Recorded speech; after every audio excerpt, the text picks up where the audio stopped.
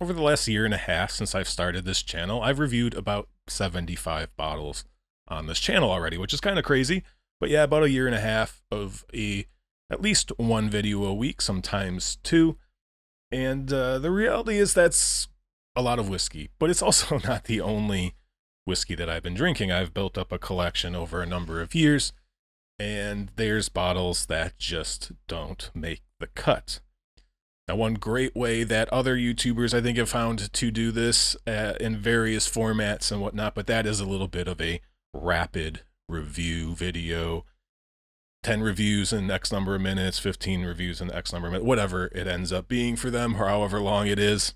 And I thought that was a good way to maybe touch on some of these other bottles that I have been drinking and enjoying, and if for no other reason, leave myself a little bit of a reminder for future me as to what I thought of these bottles once they were done. So for the last many months, it's been quite a while now, I have been saving any bottles that I have finished off. And those kind of fall into three categories, actually maybe four. But I have a couple bottles of whiskeys that I have actually reviewed on this channel, but it's a good way for me to maybe follow up on something. If my opinion has changed, gotten better, gotten worse, stayed the same, I believe those will be pretty quick overall. As I mentioned, we have the non-Scotch whiskey section. I have a few bottles of those that I can go over today, as well as the independent bottlings of Scotch whiskey that didn't make it into a review. And finally, some official bottlings that maybe are a little more obscure. They're old bottlings, or maybe they're just not contemporary.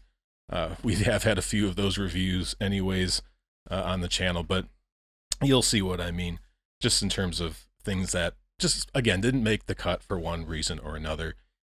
So I'm going to spend a couple minutes on those. I've got 15 bottles to talk about today, and I'll try to keep it short, but as you all know, I do struggle at times with that. But yeah, let's jump right into it. All right, so the first bottle we're going to talk about is something that I have reviewed on the channel, and that is the Ben Nevice 10-year-old, the official bottling of Ben Nevice 10. And I gave this thing a 6 out of 10, above average. Sometimes last year, I didn't write down the dates, but anyways, sometimes last year I gave this a 6 out of 10. I was a pretty big fan of it. I was really liking this bottle. But my opinions changed a little bit, at least, and that wasn't for the better.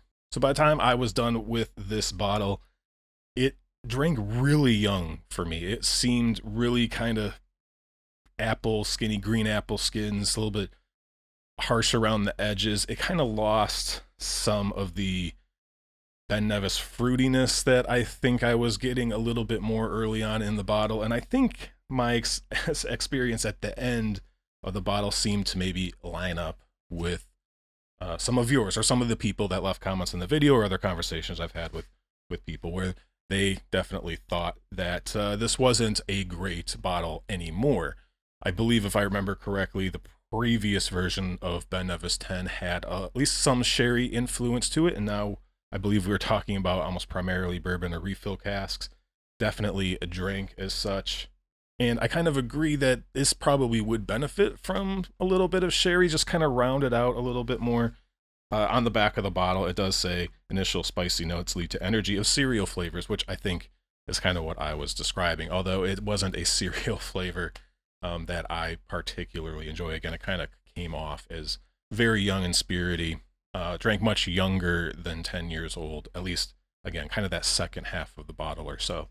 So I think I'm going to have to drop this one down to about a 5 out of 10 to average. It's still not bad, but as many of you know, I'm not a huge fan of the super young whiskeys. And even though this one isn't super young, it kind of drank that way for me at the end. So if I had to change it, I'd go down to a 5 out of 10. All right, up next, we have another one that I did review on this channel. This will be the last one that I've already talked about. This is the Thompson Brothers SRV5, the blended malt that's 8 years old, 48.5%. I awarded this last year with a 7 out of 10, a very good, where a lot of these kind of core range, 10-year-old, introductory, well-presented whiskeys tend to fall for me. It seems like a pretty good benchmark. And this one coming in at 8 years old, a little bit higher ABV, but an absolutely fantastic whiskey from the Thompson brothers, considering all of the specs, right? Really kind of showing alongside the TBBSW, kind of what the power of blending can be, even when you're dealing with relatively young spirit. But yeah, 7 out of 10, very good on this one. I don't really have too much else to say about this. This one was really consistent all the way through. I don't think I changed the score at all. It's if you can get this for a good price, that was the big thing with this one here in the US. I think this is still like $55. It was on sale at one point for a lot less than that, but it's not quite as good of a deal as it is in the UK. It's a little more expensive here, but it is still generally cheaper than the majority of your 46% plus, even 10 or 12-year-old whiskey. So still not a bad value, but it could be a little cheaper. 7 out of 10 still after it's all said and done. All right, let's jump into the non-Scotch category. These will be some of the first American and even world whiskeys that I've reviewed on this channel, really outside of, I think, one American single malt. But we're going to talk about a couple ryes, a bourbon, and an Indian whiskey coming up. But let's start with the ryes. These are interesting. Not everyone loves rye whiskeys. Some people absolutely love them. I think a lot of Scotch drinkers and things struggle with ryes, but there's a huge variety of styles of rye, of Canadian rye. There's obviously kind of your traditional Kentucky ryes, and then you have all the innovation happening across the country, including barrel finishing, which this barrel seagrass certainly is trying to take advantage of. This one really hit the scene as a super hyped bottle, and people were going nuts for it. It was a little hard to get one at first, and I kind of waited it out, and eventually all of that settled down, and these were perfectly well available. But this is interesting because it's a rye whiskey finished in Martinique rum, Madeira, and apricot brandy barrels. And I definitely didn't jump on board with this one quite as much as that initial crowd did. Again, hype died way down on this. Don't know if there's just that first wave, that first batch was really good, or if just kind of the luster of something new kind of wore off after a while. But this one really just drank really sweet for me. All of these barrel finishes, obviously, the rum, the Madeira, and the apricot brandy, those are all going to be relatively sweet barrel finishings anyways. So just not really what I was looking for. Kind of a candy sweetness, not your typical kind of brown sugar, molasses type sweetness that you're going to get in a lot of bourbons and ryes. So wasn't a huge fan of this one. It was okay. I think I would probably land on a 5 out of 10 on this one as well. There wasn't anything bad about it, just a sweetness preference for me. So 5 out of 10 average, wouldn't buy another one, and not super sad to see this one go. So before we move on to the second rye, I realized I didn't actually give you the full bottle information. This one was 59.11% ABV or 118.22 proof.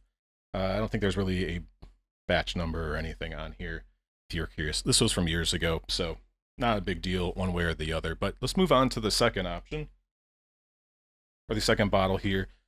Another bottle that I think was super looked forward to. Was a little bit hard to get when it was first released several years ago. But this is the Wild Turkey Rare Breed Rye. The rye cousin to the kind of ubiquitous, very famous, very well known, still a great go-to bourbon overall. It's just a very solid bourbon altogether. This one's coming in at 56.1% or 112.2 proof. So yeah, this was kind of in the later, a second wave or so, kind of after that initial, the hype died down at that point in time, and ended up grabbing one. This one priced pretty similarly. I didn't check what all these bottles are selling for now. It's not that big of a deal, but this was kind of a rye that I didn't like on the other end of the spectrum, surprising or unfortunately, given that I'm a big Wild Turkey Russell's Reserve fan. So this one was in kind of typical Wild Turkey fashion, at least for myself, was very spicy. This was very heavy on the rye.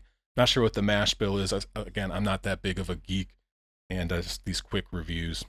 wasn't going to spend a ton of time researching all the little nuances here, but yeah, this was a little too much for me. I did end up liking it a little bit more towards the end of the bottle once I think it opened up. Maybe it settled down. It's been open for quite a while now, a couple years at least. And yeah, I probably put this one at a 5 out of 10 as well. I don't think there was anything wrong with it. It's just a matter of preference for myself. This could be a really good cocktail bottling just because it's really flavorful and it's really got a big punch of rye spice. I wonder if it's still that style or if it's kind of calmed down and maybe sweetened up, gone a little bit more towards the barrel seagrass version. But another 5 out of 10 rye for me. Probably pick one of these up at some point in the future, but just to kind of see where it is or where my palate's at. But for now, I'm happy to move on. All right, and we are finally going to actually talk about a specific bourbon on the channel. And this is a Larsey barrel proof. This is the batch C923, 63.2%, 126.4 proof. And so yeah, this one would have came out towards the end of 2023 or the beginning of 2024.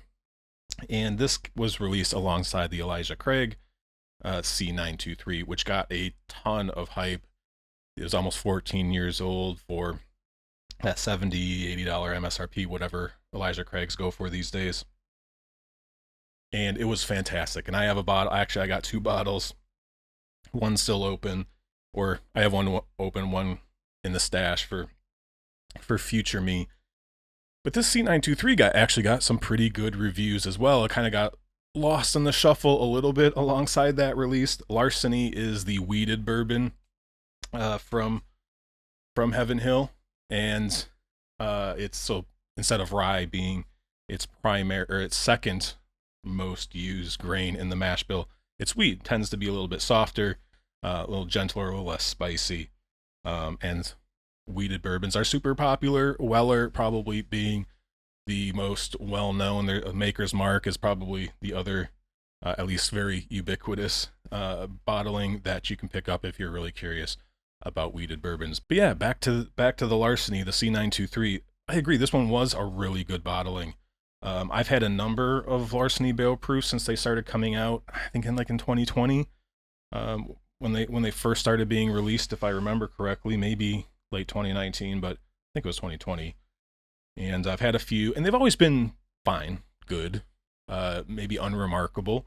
But this one really brought a more well-aged palate. It didn't seem quite so soft. The oak had a little bit more influence on this one, gave it a little bit more depth, at least from what I remember. I haven't had this one in probably a few months now, but this one was really good. I kind of agree with the crowd. Probably not as good as that Elijah Craig C923 was, but yeah, I wouldn't have any issue giving this thing. I'm going to go with a 7 out of 10. Very good. For our final non-Scotch whiskey, we have the Indri Triny. This came out a couple years ago now, 2-3 years ago.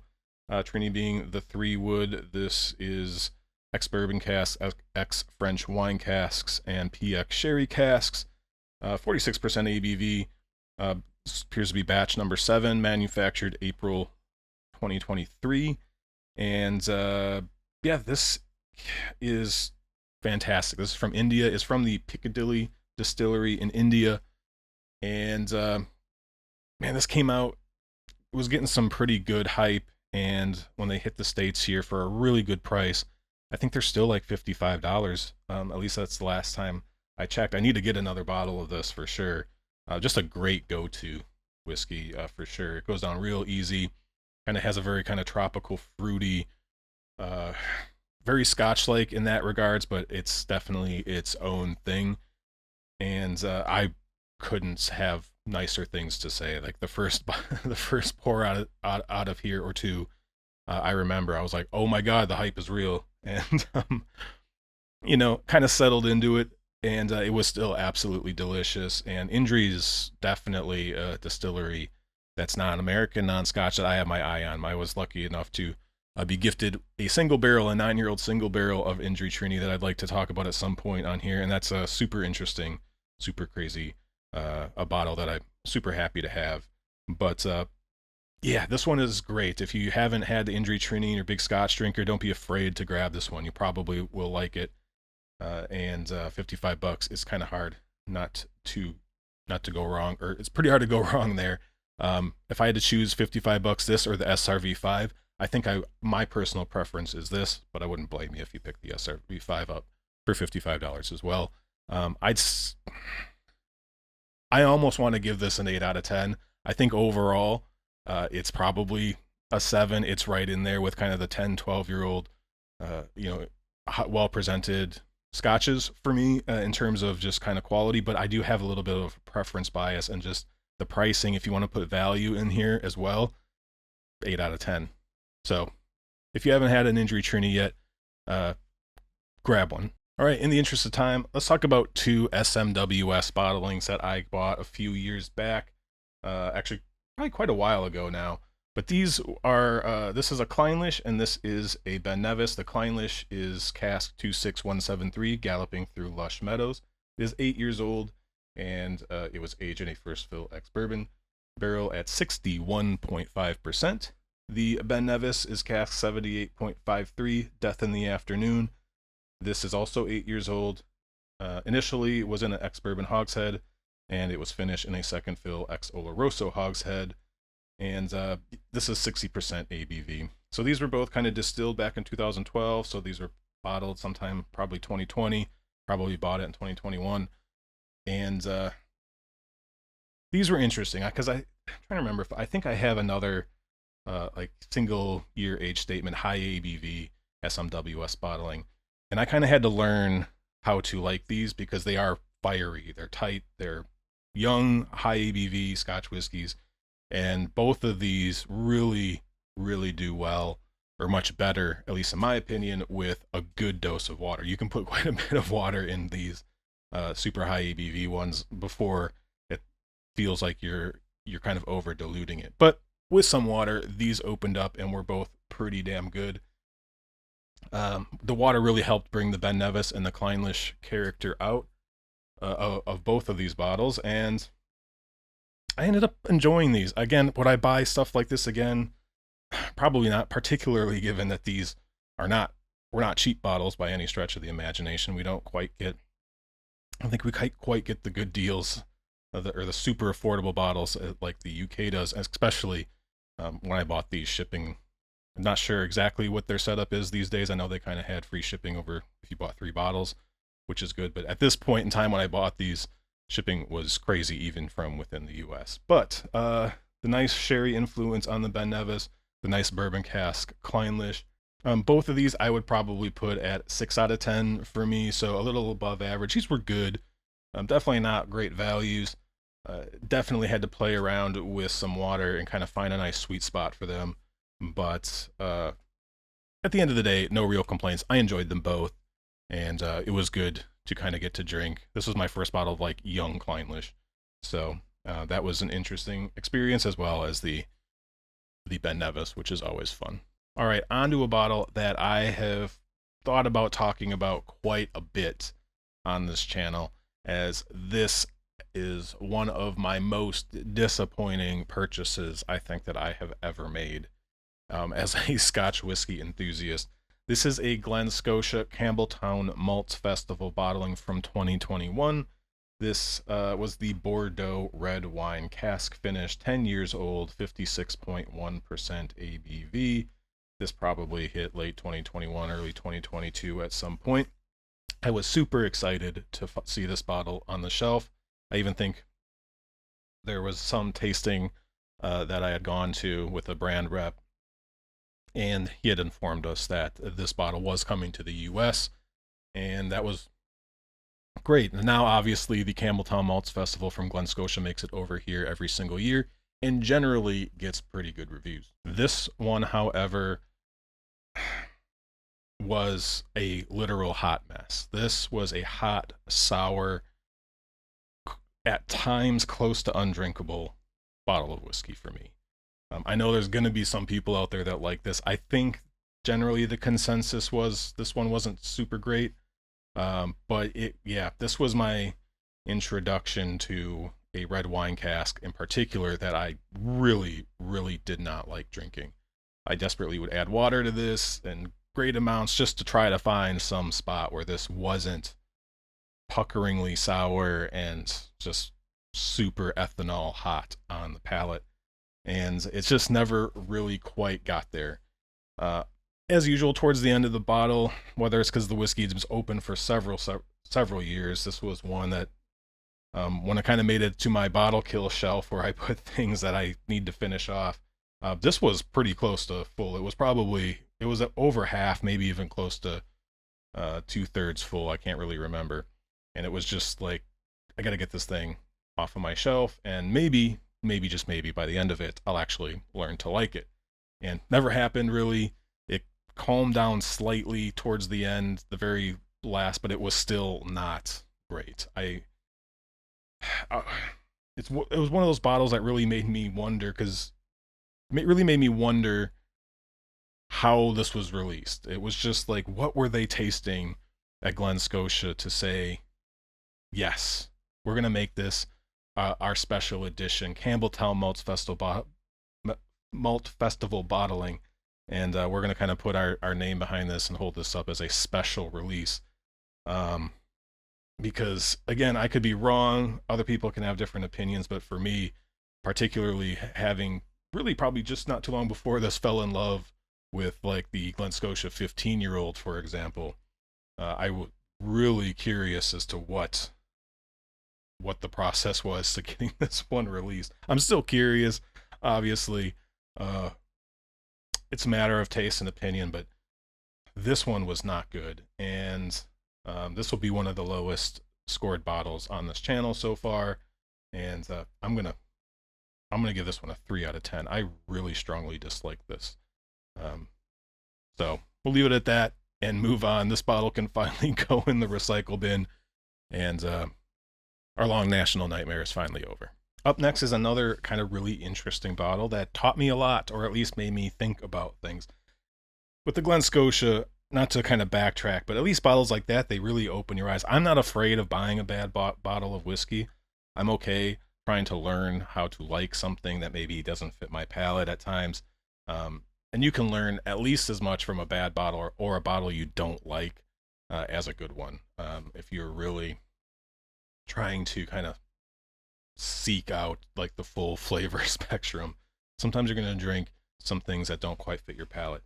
This made me think in a little bit of a different way. This is a Murray and McDavid independent bottling of Tobermory. This was distilled in 1995. This was 20 years old. This was not cask strength. It was 50.4% ABV. That was the ABV that they decided they wanted to bottle this at. It was a USA exclusive, originally from a bourbon barrel, and then finished in a first fill Madeira barrique, cask 6000016. So I bought this one.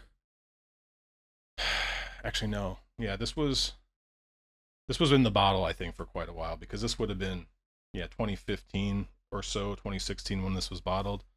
Bought it probably 2021, 2022, and that's kind of a trend. A lot of my 2021 and 2022 bottles are getting finished off right about now.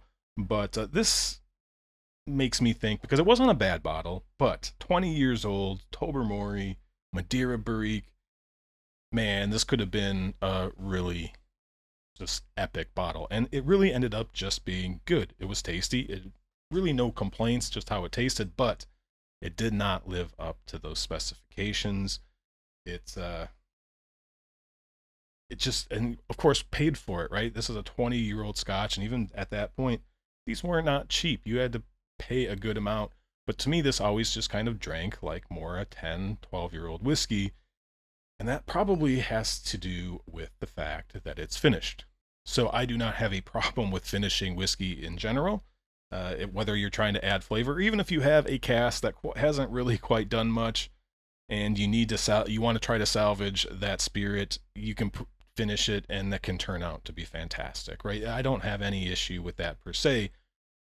Where I start to struggle is when you start getting up close to that 20-year-old mark for single malt Scotch, and you say, you know what we're going to do after 15, 18, 20, 25 years of patience and waiting for this, we're going to throw it into a heavily cask influence, a heavily like wine influenced Madeira, sherry, whatever cask, and let it sit for a year or two, and then we're going to bottle it and sell it like it is its age statement. And to me, that just doesn't seem right. Because yes, the whiskey has been in the cask for 20 years, but the stuff that is flavoring the whiskey hasn't been.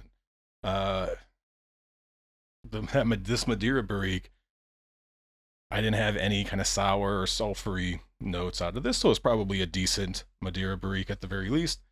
That was probably emptied pretty shortly prior to it being filled back up with some well-aged Tobermory spirit. And again, this didn't taste bad. It was good. I think the finishing was probably competent. It wasn't a disjointed mess or anything like that. But I was not drinking a 20-year-old Scotch. It tasted, like I mentioned, it tasted significantly younger, but I had to pay the price. And I've got another bottle that is basically the same thing, although I paid a shockingly low amount for that one, at least given the stats on the bottle. I'll talk about that one at some point. But yeah, cask finishing and 20-plus-year-old whiskey, I'm going to have to taste that whiskey before I ever plunk down money for a 20-plus-year-old Scotch. Again, that has been recently or had a very short, relatively speaking, finish. But in terms of a score for this Tobermory, that one's really tough. If I rate it as a 20-year-old whiskey, it's going to be like a 5. If I just rate it as a whiskey in the glass, I'd probably put it up at maybe a 6, which I guess, being a 20-year-old whiskey, Madeira BenRiick, all that, you really would hope that this thing is going to give you a really great experience, and you're looking at least an 8. And I think, again, whiskey to whiskey, probably a 6 out of 10. If you start taking in what it is, a 5, and then if you throw in probably what I paid for this, probably as a value proposition, it might even go below 5. We might be looking at a 4 out of 10 here for this one. But as a whiskey, it was good to drink. So let's move on. One more independent bottling, and this one I have talked about, at least on the channel, back a few weeks back when I talked about kind of my sleeper distilleries video. I talked about some independent bottlings, and I had a Glenmurray. It wasn't an independent bottling. It was an exclusive cask from Glenmurray. But I talked about how Glenmurray was kind of one of my little pet distilleries. Not necessarily because I think their whiskey is the most amazing, complex, deep, just amazing Scotch whiskey experiences. It's much more so because they are pretty simple. But man, what they do and what their spirit does, particularly in bourbon casks, just strikes a chord with me. And doesn't need to be complex or deeply or finely layered or anything like that. But this is the 14-year-old Duncan Taylor Glenmurray. Just says aged in oak cask, could have been refill something or another, drank like a bourbon cask. This is at 53.5% ABV. And this was one of the bottles that really sent me down the path on looking for those fruity tropical bourbon casks. 14 years, a good age on it. Wasn't too sweet. Just a big blast of ripe tropical fruit, mangoes, stone fruit, peaches, things like that. And man, I would say I just see this one go. But I'll say this. I was nursing this one for a little bit until I found out that these flavors aren't actually really all that uncommon. And my palate opened up to those flavors. I had been drinking those bottles before, but this was the one that really kind of hit me and got my palate, I guess, in tune with that type of fruitiness. And I really haven't looked back since. But at least I felt comfortable enough finishing this thing off. So, because there's other whiskeys that do kind of taste similar to this. They're actually pretty common. But this one will always hold a little bit of a place in my heart because I absolutely wish I would have bought multiple of these, but hey, what are you gonna do? Past is the past, and it was a pleasure drinking this one. So personal preference completely on this one. Don't think too many other people would give it a score this high, but I'm gonna give this one an 8 out of 10, which is excellent because hey, I loved it. All right, so let's move on to some official bottlings. Got a few left that a few bottles left to talk about. This one is interesting. It is a 200 ml bottle of Buclotti Isa Barley. This came in a little gift box with a Port Charlotte Scottish barley, I believe, and a just a regular classic laddie. Again, this was like on sale at the end of the year for like $30 for these 3 bottles, and this one didn't know this when I bought it, but this was bottled way back in 2017. So this ended up being an older bottle. It was sitting on the shelf for a while. One of these, I had the Port Charlotte open as well. One of them, the cork like just felt like broke with a light gust of wind. So the other one was still able to open. Probably was sitting on its side. Don't know if this thing was in top form or not. I enjoyed it. It was pretty good. It was very Buclotti if you're turned off by that kind of the lactic funkiness that Buclottis can have.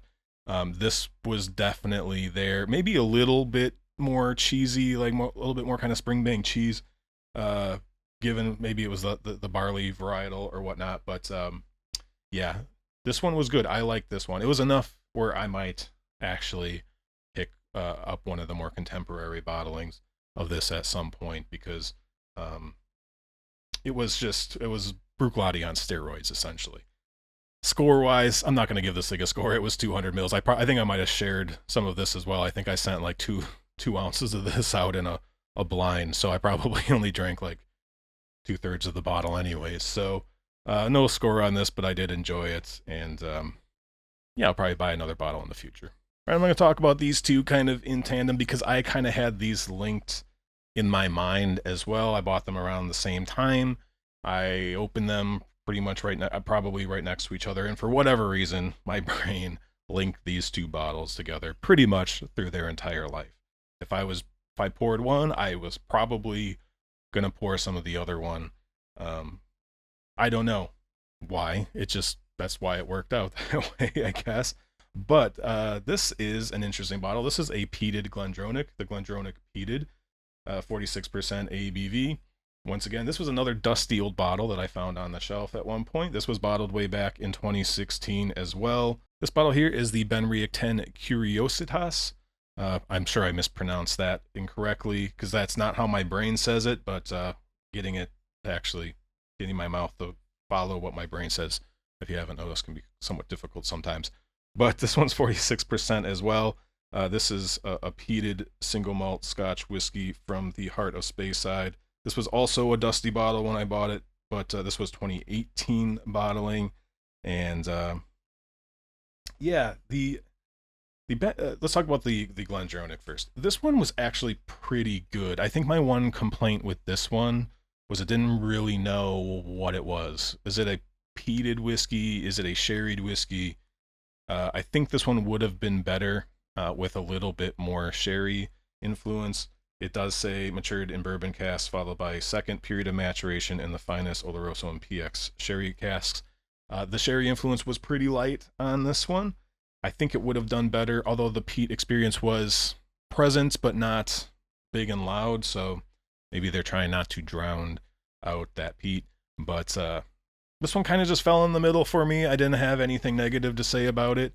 It was perfectly fine to drink. Another one of these that, I don't have really anything to criticize it for other than I would have preferred maybe that it went one way or the other, probably a little bit more sherry, and just to let that peat maybe just richen it up a little bit. But everyone's going to have their preference there. So yeah, I think this is probably another 5 out of 10. No real complaints, just ended up being another whiskey on the shelf. The BenRiick 10, this was kind of the opposite problem. I felt this, for BenRiick at least, was very strongly peated, to the point of it maybe even dialing it back a bit because the peat didn't work out super great for me. It was okay. It was just a little peppery, I think. Not much else. Additionally, my issue with BenRiick, particularly these official bottlings, I haven't had that many of them. But there's this unique phenomenon. Well, I shouldn't say unique, but there's this phenomenon with BenRiick where there's like holes in the flavor. Like there's just periods where it goes dead on your palate and there isn't really much else. With this one, it never went dead because there was always the peat. And for some people that might be good, but I felt like that needed a little bit of support kind of in that middle part of the journey. And similar to like the 12-year-old, the Smoky 12 that I reviewed and did not give a great score by the time I made the video. This one was kind of a mess a little bit. I definitely enjoyed the Glendronach a little bit better. It was good. It was a consistent experience. Like I said, this one just kind of missed on a number of levels for me. I don't think it was like a bad whiskey. It didn't taste bad. It just felt incomplete and maybe slightly overly aggressive. But yeah, I'm going to give this one a 4 out of 10 below average. I didn't really like this one all that much. And it seems like I'm having a hard time even trying to convince myself to buy another official bottling of BenRiick, because that's basic. I think that's 2 whiskeys that official bottlings from them that just haven't done it for me. Although I do have an independent bottling open that's actually pretty good. All right, and the final bottle is technically not finished because I poured about 8 ounces of this into a smaller Boston Round container and kind of stuck that one in my shelves for future date. I reviewed the 13-year-old Springbank Organic, the Springbank Green Organic. I think it was 13 years old earlier on the channel. I really love that one. It was definitely at one point like one of my favorite all-around Springbanks that I had. Don't know how I would think about that today. I'd have to pour out. I think I do have a small sample of that one. That one was aged in sherry casks. This 12-year-old version was entirely bourbon casks. So this is 46% ABV. I got really lucky on these. Still paid a good amount for them, but these are really expensive bottles on like auctions and things, when at the peak at least. I don't know what they're going for these days. I'm sure maybe a little bit more reasonable, but ended up getting these for at least a reasonable price off the shelf back a number of years ago. Definitely probably more than retail and all that, but didn't really regret it. This one was on the shelf for a little while. I think I kind of rushed myself through the end of that 13-year-old and I kind of regret it. So I decided I'm going to pour the last of this into, I'm going to decant it and save it for later and make sure it doesn't oxidize any further. But overall, this was a really good one. In the beginning, let's back up. I'm not a massive bourbon-only Springbank fan. I think they're best when they do their kind of sherry bourbon blend. Sometimes 70-30, I think, is one way or the other. They mix it up depending on the release. But that's always when I've really enjoyed Springbank, or like the super high levels. This was a different experience because this was, I believe, organic barley, and this was, especially like early on, was like the most Springbank of Springbanks. Like this was one of the funkiest, cheesiest, well-aged cheese, like sort of whiskeys that I think I have ever had, and it was intense. And for someone who really, really was like, I love Springbank, I got this one. I opened the bottle and it was like, Springbank is can be a beast. This one was definitely a beast at first. I either calmed down or my palate adjusted. Springbank is one of those that I think the whiskey changes a lot over time. Usually, like for me, if I open a bottle of Springbank, I'll try to drink it down to the shoulder, and I'm gonna like stick it in the back of my shelf somewhere and try to forget about it for like 3 or 4 months and come back to it, just to like give it a chance to open up fully. Anyways, this one kind of came down a little bit, but it always remained like super Springbanky. So I did love it. It was a special dram. I think the 13 was a little bit better balanced. That Oloroso helped out a little bit. as always with Springbank. Well, again, depends on your opinion, right? But anyways, do still have some of this. For a score on one of these, I don't know what I would give it at this point. Because of its intense quality and its just eye-opening experience, I'd probably just give it an 8 out of 10 for that. I did really like it. Those first couple pours were like an eye-opener, but yeah, I'll give this one an 8 out of 10. Excellent too. So we've got a little bit of spread of scores over the course of this video. But yeah, let's wrap it up. Thanks for indulging me on this one. I really do appreciate it. This is fun. I'll try to start saving up the next batch and probably do this again at some point. 6 months, a year, no idea. We'll see. I've got some other bottles. They're actually kind of like up here, I think, that are getting pretty close to being finished. So we'll have a decent head start maybe in the next couple months anyways, once I get those things finished off. But until next time, thank you once again for watching Whiskey Uncorked. My name is Brian, and I look forward to seeing you next week. Like, comment, subscribe, all the fun stuff. And until then, take care.